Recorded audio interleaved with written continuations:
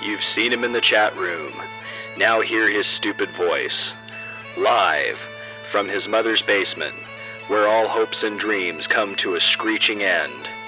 McDonald's favorite employee. This is The Apocalypse Show, starring the one and only Apocalypse.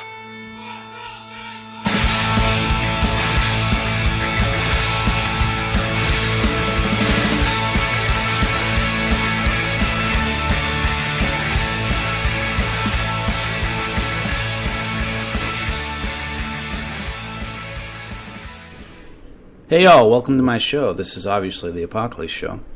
Today I wanted to do a special. I am off today, so I figured, hey, let's discuss something real. Okay. I've noticed a lot of outbursts out on the internet about this ISIS group, which is an international group, and I found a very compelling article out there that really kind of explains some of the mysteries about this organization, I should say. So I'm going to go through the list here, and I will include the actual article itself in the profile, so when I do get done with this, you can go ahead and take a look at it. Now we're going to start off with 9 myths, and I'm sorry for any bad pronunciations, that's just me, you know. So myth number 1, ISIS is crazy and irrational. If you want to understand the Islamic State, better known as ISIS, the first thing you have to do is you have to know they are not crazy. Murderous adherents to a violent medieval ideology, sure, but not insane.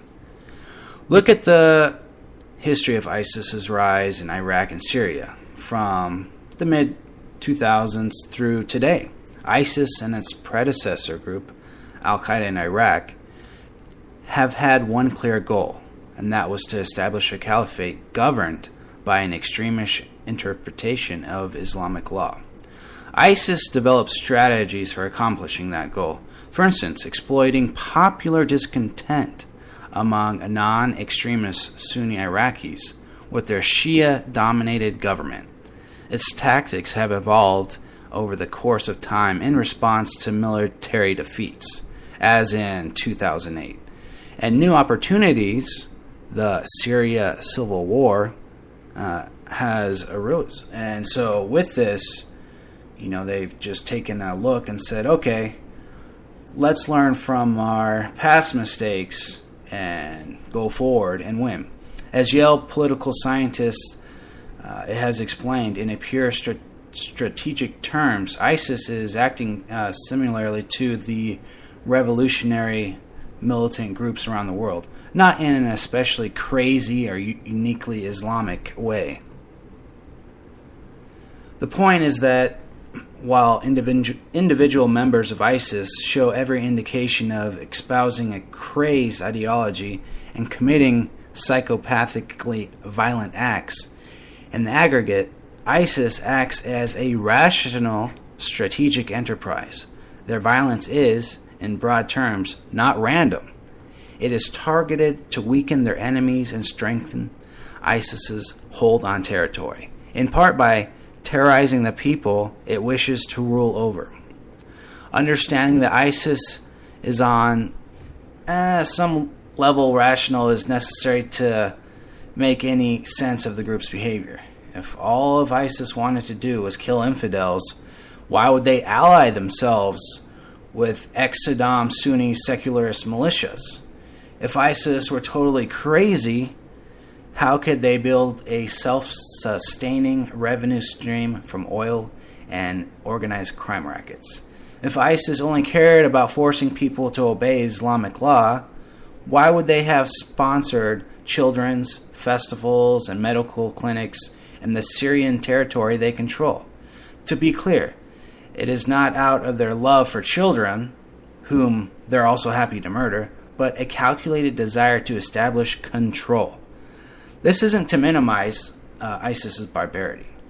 They've launched genocidal campaigns against Iraq's Yazidis and the Christians.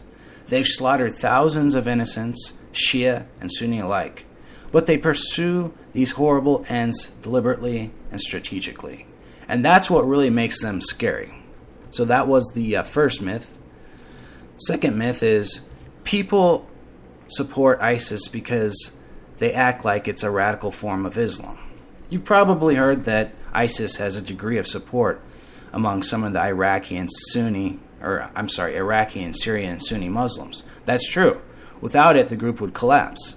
People sometimes assume that this says something about Islam itself, that the religion itself is intrinsic, that is, Islam is violent, or that Sunnis would support the group because they accept ISIS's radical interpretation of the Quran. That's all wrong, and misses one of the most crucial points about ISIS. The foundation of its power comes from politics, not religion. Let's be clear. Virtually all the Muslims in the world basically reject ISIS's view of their faith. Poll after poll shows that violent Islamist extremism, and especially Al-Qaeda, are deeply unpopular in Muslim-majority countries. The bulk of ISIS's victims are Muslims, many of them Sunnis. ISIS is itself Sunni. A popular revolt among Iraqi Sunnis beginning around 2006 played a huge role in defeating ISIS's predecessor group, Al-Qaeda in Iraq. That revolt was inspired, at least in part, by anger at ISIS's attempt to impose its vision of Islam on Muslims who disagree. ISIS's vision of Muslim life is pretty alien to actual Islamic tradition. Fundamentalist Islam, like most religious fundamentalisms, is a modern phenomenon. Fundamentalist groups frustrated with modern politics harken back to an idealized I didn't get much sleep. Islamic past that actually never existed. The Al-Qaeda strain of violent radicalism owes more to 20th century writers like Egyptian Muslim brother Sayyid Qutb than the actual post-Mohammedan caliphate. So if Sunnis disagree with ISIS's theology and don't like living under its rule, why do some of them seem to support ISIS? It's all about politics. Both Syria and Iraq have Shia governments. Sunni Muslims aren't well represented in either system and are actually actively repressed. Legitimate dissent is often met with violence. Bashar Assad gunned down protesters in the streets during the 2011 Arab Spring demonstrations. And Iraqi Prime Minister Nouri al-Maliki reacted violently to a 2013 Sunni protest movement as well. So Sunnis understandably feel oppressed and out of options. Some then seem to be willing to wait and see if life under their fellow Sunnis in ISIS is any worse than it was before. ISIS, for its most part, appears to be attempting to exploit this concern. That's why it set up community, childcare, medical services in some of the Sunni communities it actually controls. This doesn't mean ISIS is morally or better than Assad and Maliki. This group is still hyper-violent and genocidal. It's just that its outreach to Sunnis is part of their political military strategy. Myth 3. ISIS is part of Al-Qaeda. The key thing to understand about ISIS and Al-Qaeda is that they are competitors, not allies, and certainly not part of the same larger group. ISIS used to be Al-Qaeda in Iraq, but the group split apart from Al-Qaeda in February of 2014 because it would not listen to Al-Qaeda's headquarter commands, including orders to curtail its violence against civilians. That's right, it was too violent for Al-Qaeda. This ISIS sort of divorce is the key reason why ISIS is so violent. Yet, many people still lump the two groups together. For years, Al-Qaeda was the clear leader of the global jihadist movement. The loose network of militant groups, internet forums, and lone wolf individuals saw this Al-Qaeda as the gold standard of terrorism, basically. And many pledged allegiance to it or established some kind of junior partnership with them. When ISIS broke off, it upended everything. By taking a chunk of territory the size of Belgium in the heart of the Arab world, ISIS had come much closer to the end goal of an Islamic caliphate than Al-Qaeda ever did. All of a sudden, it didn't seem so clear that the Islamic groups around the world should pledge themselves to Al-Qaeda. ISIS fought openly with Jabhat al-Nusra, which is Al-Qaeda's Syrian branch, and outperformed it in the battlefield. Today, ISIS controls far more territory in Syria than Jabhat. This ideological competition drives ISIS to be more violent. They're in competition with Al-Qaeda, and they want to be the leader. G.A.M. Berger, the editor of IntelWire and an expert on violent extremism, said, according to Berger, one way to do that is by broadcasting images of their military prowess worldwide. In the sick, screwed-up world of Islamic extremism, images of massacres are a show of strength. When ISIS executed American journalist James Foley and put the video on YouTube, or when it was declared its intentions to wipe out Iraq's Christians and Yazidis, it's not doing it just because they can, although among individual militants indulging in a sick desire, it's certainly part of it. At a broader level, this part of ISIS's plan to beat Al-Qaeda and spread the ISIS, it's going global. The worst part, there's some evidence that this plan is working. Even before ISIS's rapid advance in June, ISIS was wrestling groups in Tunisia and Libya away from Al-Qaeda's allegiance to their own.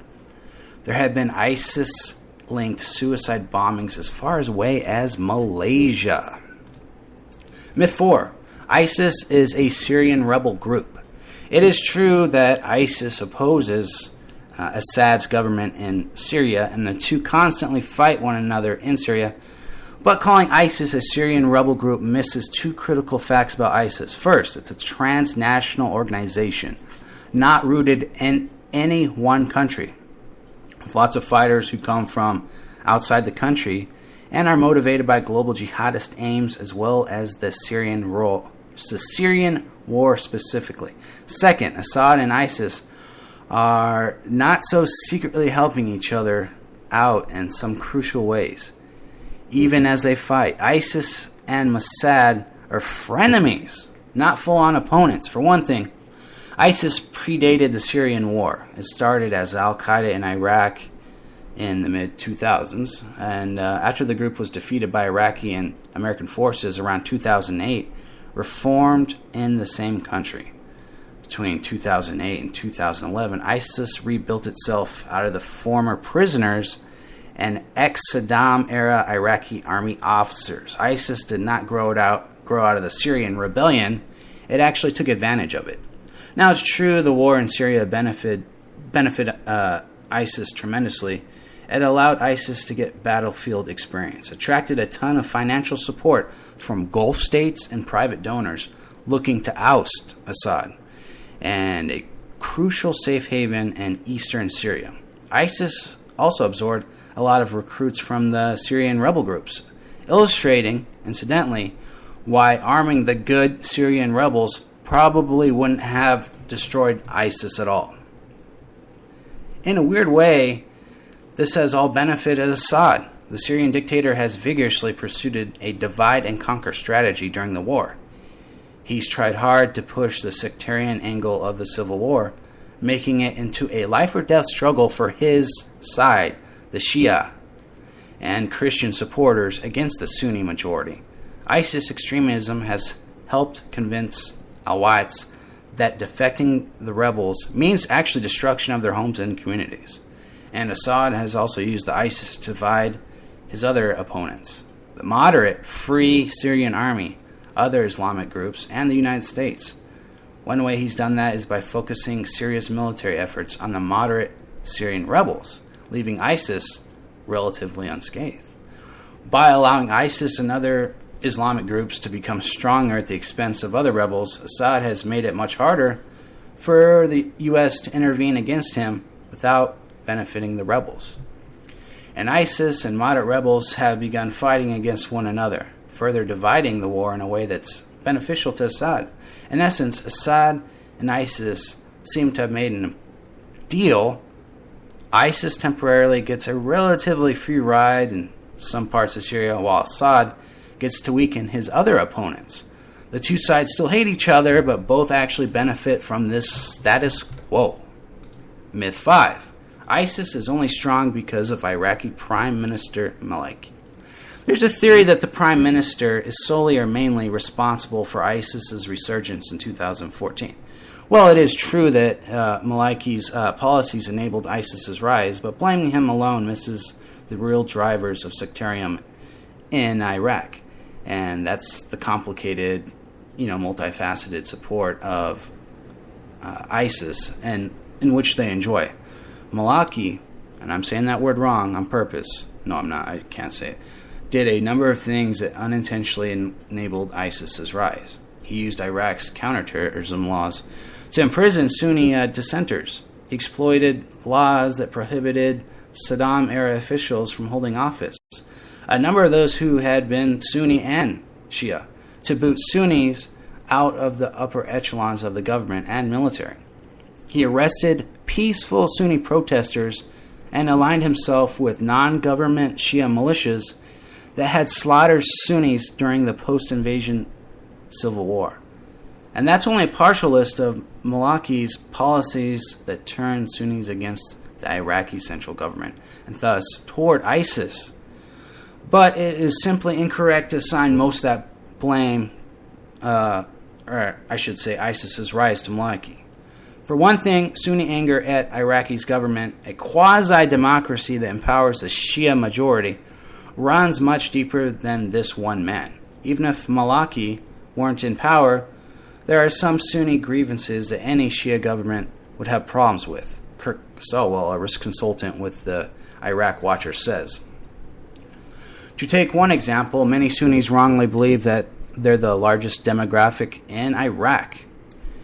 And if I remember correctly, Sunnis are 35%, Shia are about 60%, and then I think the Christians make up the rest. So this belief spread during Saddam's time to justify Sunni minority rule, leads Sunni to see any government they don't head up as fundamentally unjust. Neither Maliki or his Shia successor, current Prime Minister Haidar al-Abadi, can fix that. More to the point, ISIS really just isn't an Iraqi problem. Its base is in Syria, and if not more, it's actually both lands they control in Syria and Iraq are both very important in their own specific ways.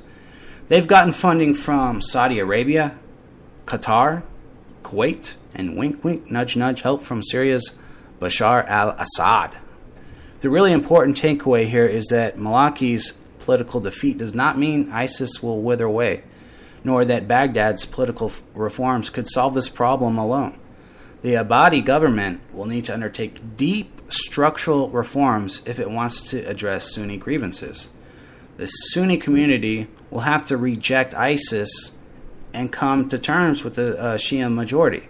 And even if all that happens, ISIS will still have a base in Syria. Myth 6. ISIS is afraid of female soldiers. A bizarre thing is going around claiming that ISIS is really afraid of fighting all-female Kurdish military units.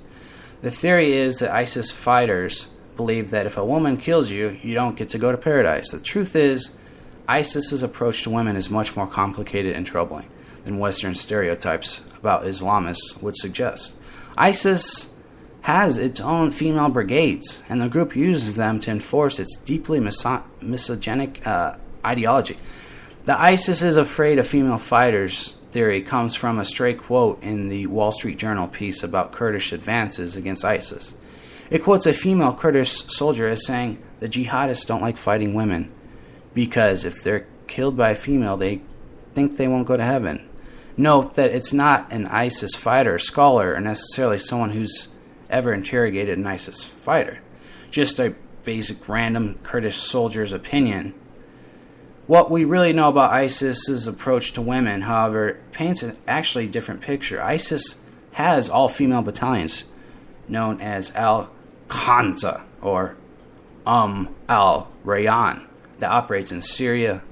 ISIS female fighters wear full burqas and carry rifles They actually exist to force other women to comply with ISIS's vision of Sharia law. ISIS created them to terrorize women. Abu al-Hamza, a local media activist, said in an interview with Syria Deeply, ISIS's use of women is part of a rising trend in jihadist women claiming roles in violent Islamic extremist groups. There is a process of female emancipation taking place in the jihadi movement, albeit a very limited one. Thomas Heghammer is an expert on violent Islamicism at the Norwegian Defense Research Establishment, told The Atlantic. Many of them are eager to portray themselves as strong women and ought to make fun of Western stereotypes of the oppressed Muslim women. ISIS is dedicated to oppressing women, and many use rape as a weapon to terrify the population into submission and territory it controls.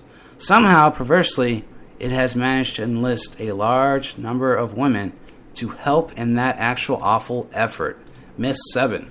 The U.S. can destroy ISIS. You've probably heard it a million times. If the United States stepped up its bombing campaign in Iraq, launched a combing campaign in Syria, or did more to help the moderate Syrian rebels, it could destroy ISIS. The fact is it hasn't, and it is telling. It is a damning indication of President Obama's feckless foreign policy. The truth is even more disappointing. There is no magic American bullet that could fix this ISIS problem.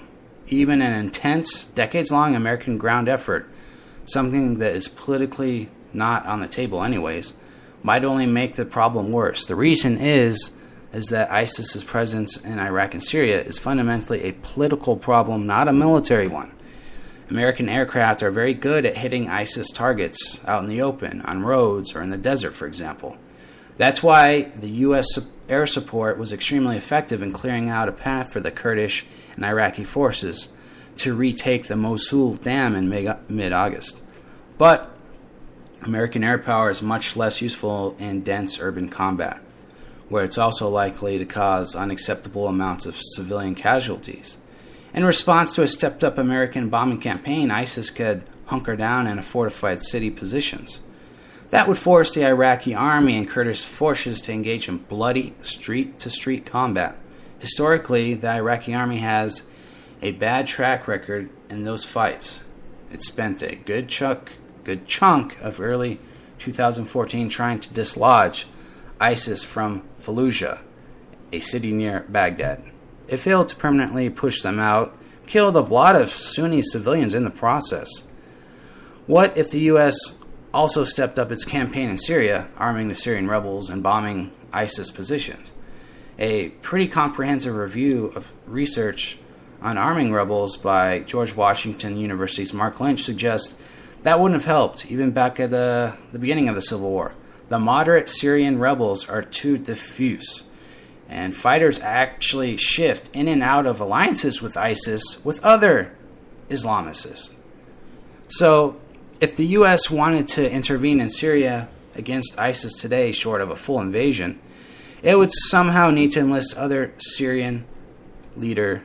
Actually, it would need to enlist Assad, who actually benefits from ISIS's existence, or the moderate Syrian rebels, who are disorganized and hard-pressed by Assad already, to coordinate a major offensive.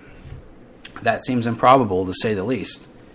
Even if the United States reinvaded Iraq to destroy ISIS, which there's no indication it would do, there's no guarantee that this would even succeed. The United States did defeat al-Qaeda in Iraq in the late 2000s, but it had a lot of Iraqi help. The Bush administration's 2007 troop surge would have failed if not for the Sunni population wasn't already turning against al-Qaeda there. I take the somewhat modest position that the actions of 6 million Iraqis may be more important than the 30,000 American troops under one general. So, the key structural causes of ISIS's rise, the multi-divided Syrian role, and the Iraqi sectarian tension cannot be solved by the American bombs alone. The U.S. can block ISIS's advance in some places, as it is doing in the Iraqi Kurdistan, but eliminating ISIS is currently outside of its power. Myth 8. ISIS will self-destruct on its own. You occasionally hear, especially from supporters of the Obama administration's cautious policy, that ISIS will eventually destroy itself. ISIS's view of Islamic law is so harsh that no population would ever want to live under it for so long, so a Sunni revolt against ISIS is inevitable. And ISIS will overreach. Its desire to expand new territory exceeds its actual military power, meaning that its devastating counterattack is going to happen. This is certainly possible, but ISIS is not heading in that direction yet. That's because ISIS is both smarter and stronger than many people give it credit for. ISIS learned from the defeat of Al-Qaeda in Iraq, its predecessor group.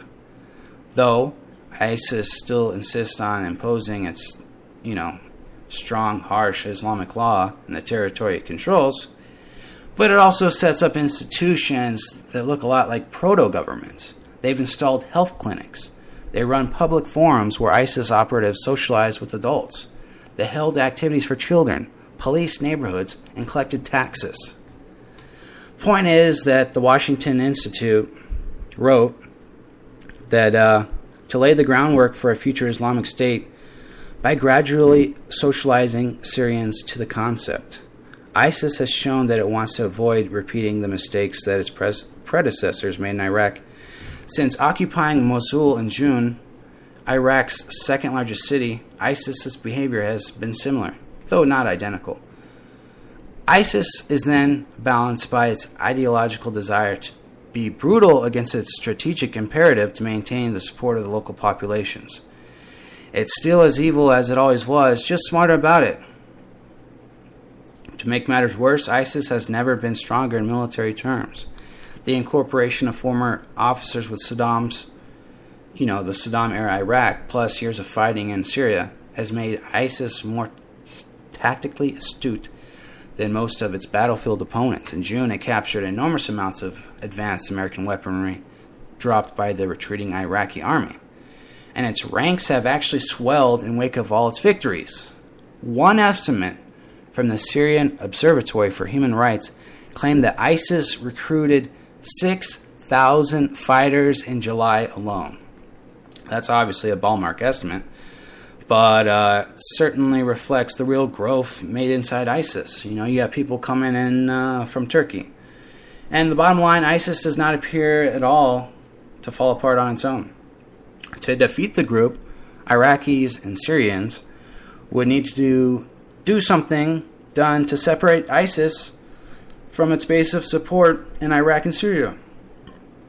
And ISIS needs to be broken on the battlefield, if only to stop the recruiting drive done by, its strength, its power. And the myth 9 is that it's invincible. Reading news of ISIS's conquests in Iraq and Syria, and even its recent foray into Lebanon, you might get the sense that ISIS is unstoppable, and that it'll sweep Iraq and really establish a true Islamic State in Iraq and eastern Syria. This isn't true. ISIS is smarter and more effective than it used to be, and it's too strong to collapse on its own, but it's still vulnerable. The Iraqi government, with Kurdish and American help, really could make major inroads against ISIS. You can think about it like this, like if Russia, I know we're not too good of friends with Russia right now, they could play a major part because they're basically allied with all the different Shia groups. And you could take even Iran, who obviously were, at odds with. You could take all these groups and you could just have help from the rest of the world, and you could put them to use against ISIS. Just heavily isolate them, and eventually they could just uproot, because the moderates would, they tire of it. They want stability at some point. Okay? In June, when ISIS was sweeping Iraq, there was a panic prediction that Baghdad was about to fall in ISIS's advance. It didn't. ISIS didn't even try to take the city because it knew it couldn't dislodge the huge concentrations of Iraqi troops there, or hold a majority Shia city that would never accept it. Basically, Iraqi demographics place a natural limit on ISIS's advance. Even high-end estimates of ISIS's strength, 50,000 troops, make it much smaller than the Iraqi army or Kurdish Peshmerga. It'd be impossible for ISIS to take and hold major Shia areas, where they'd be totally unable to build popular support. The Islamic State's borders in Iraq are limited to northern and western and Arab majority, Sunni majority Iraq. That's a damning problem for ISIS, as all the major oil wells, which provide 95% of Iraq's GDP, are in southern Iraq or Kurdish-held territory in the northeast. ISIS can't advance on the Shia south, and a joint U.S.-Kurdish campaign is reversing its gain in Kurdistan. ISIS has a huge financial reserves for a militant group, maybe up to about $1 billion. But that's a relatively small amount for a government, and any attempt to actually govern northwestern Iraq in the long run would basically lead to economic disaster. It'd be a permanent downward economic spiral like Gaza. When you pair the inevitable economic collapse in ISIS-held Iraq with its brutal legal system, it seems like Sunnis will eventually tire of the group. That disconnect may not be enough on its own to end the group's rule, especially if it still believes that the Iraqi central government would be worse for them, but it creates an opening for Iraqi Prime Minister al-Abdabi to reach out to the disaffected Sunnis. He might be able to make allies among the Sunni tribal militias. Meanwhile, ISIS may alienate some of its core allies, militias who support a Saddam-style Sunni dictatorship. They're generally secular and no fans of ISIS's vision of Islamic law, and they are only allied with its fight to the current Iraqi government. If ISIS's Sunnis allies turn against it, and the government does a better job of making its rule look attractive, ISIS may lose the Sunni population and most of its gain in northern Iraq. Again, that's not inevitable, and that will require some tough political changes in Baghdad. The point is that ISIS is far from invincible. ISIS's hold in Syria, though, would be much, much harder to dislodge. It's hard to imagine either Assad or moderate anti-Assad rebels mounting an effective military campaign against ISIS in the near term. But rolling back ISIS in Iraq and containing it to Syria would be a major victory, though an incomplete one, and would leave ISIS with a large chunk of Syria still. Still, this would limit the group's reach in the Middle East and blunt its global appeal. And when Syria's civil war does finally end, whenever that happens, eliminating ISIS will be the winning side's first priority. So I thought I'd just sort of read this to you guys. There's been a lot of talk of ISIS. I know a lot of people get a little bit upset about all the beheadings out there, but I think people should know a little bit about what ISIS is and how it might be combated in the future. And that's basically the end of my show. I hope you guys had a great time here. Sorry for all the mispronunciations on everything. I am tired, but I do have a lot of fans out there, and I thank you guys all for joining up. Thank you.